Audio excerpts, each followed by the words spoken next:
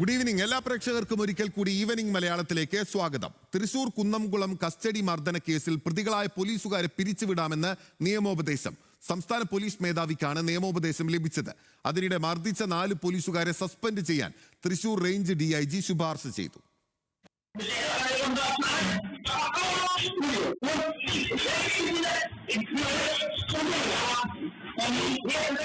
വൈകിയെങ്കിലും കർശന നടപടികളിലേക്ക് കടക്കുകയാണ് പോലീസ്. കുറ്റക്കാരായ പോലീസുകാരെ പിരിച്ചുവിടാമെന്ന നിയമോപദേശം പോലീസിന് ലഭിച്ചു. നടപടി കാര്യത്തിൽ വ്യക്തത വരുത്താൻ സംസ്ഥാന പോലീസ് മേധാവി തേടിയ നിയമോപദേശത്തിലാണ് പിരിച്ചുവിടുമെന്ന് വ്യക്തമാക്കുന്നത്. കുറ്റക്കാരായ ഉദ്യോഗസ്ഥരുടെ വിശദീകരണം കൂടി തേടിയ ശേഷമാകും നടപടി. പിരിച്ചുവിടുകയോ തരം താഴ്ത്തുകയോ ചെയ്യുമെന്നാണ് വിവരം. 4 പോലീസുകാരെ പ്രാഥമികമായി സസ്പെൻഡ് ചെയ്യാനുള്ള ശുപാർശ തൃശൂർ റേഞ്ച് DIG ഹരിശങ്കർ ഉത്തരമേഖല IG-ക്ക് നൽകി. കോടതി നേരിട്ട് ക്രിമിനൽ കേസെടുത്ത സാഹചര്യത്തിലാണ് അച്ചടക്ക നടപടിക്ക് വീണ്ടും ശുപാർശ ചെയ്തതെന്ന് ഹരിശങ്കർ ന്യൂസ് മലയാളത്തോട് പറഞ്ഞു. മുൻപ് അച്ചടക്ക നടപടി എടുത്തിരുന്നെങ്കിലും അന്ന് ക്രിമിനൽ കേസ് ചാർജ് ചെയ്തിരുന്നില്ല. കുറ്റാരോപിതരായ 5 പേരുടെയും അച്ചടക്ക നടപടി പുനഃപരിശോധിക്കാൻ ആവശ്യപ്പെട്ടിട്ടുണ്ടെന്നും അദ്ദേഹം വ്യക്തമാക്കി. DIG-യുടെ റിപ്പോർട്ടിൽ സസ്പെൻഷൻ ഉടനുണ്ടാകും. അതേസമയം സസ്പെൻഷൻ അല്ല, പുറത്താക്കലാണ് വേണ്ടതെന്ന് മർദ്ദനത്തിനിരയായ യൂത്ത് കോൺഗ്രസ് നേതാവ് KV സുജിത്ത് വ്യക്തമാക്കി.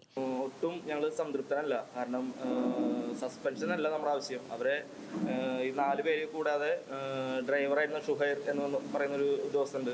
ഈ 5 പേരെയും സർക്കാർ ഉദ്യോഗസ്ഥനിൽ നിന്ന് ഡിസ്മിസ് ചെയ്യണം.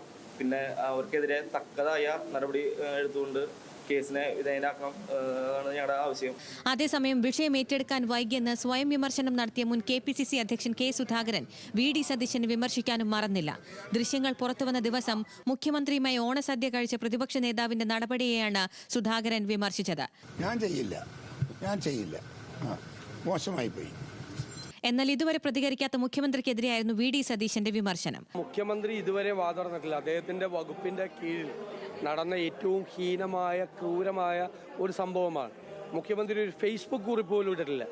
അദ്ദേഹം ഇതുവരെ സംസാരിച്ചിട്ടില്ല ഇതിനെക്കുറിച്ച്. അദ്ദേഹത്തിന് ഉത്തരവാദിത്വം ഉണ്ടല്ലോ അത് പറയാൻ. അദ്ദേഹം പറയട്ടെ. നിയമപരമായ പോരാട്ടത്തിനൊപ്പം പ്രതിഷേധങ്ങളും ശക്തമാക്കുകയാണ് കോൺഗ്രസ്.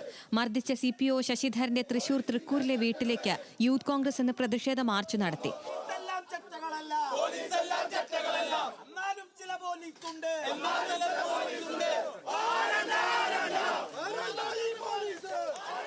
വരും ദിവസങ്ങളിലും സമരം ശക്തമാക്കാനാണ് തീരുമാനം. ന്യൂസ് മലയാളം, തൃശൂർ, തിരുവനന്തപുരം.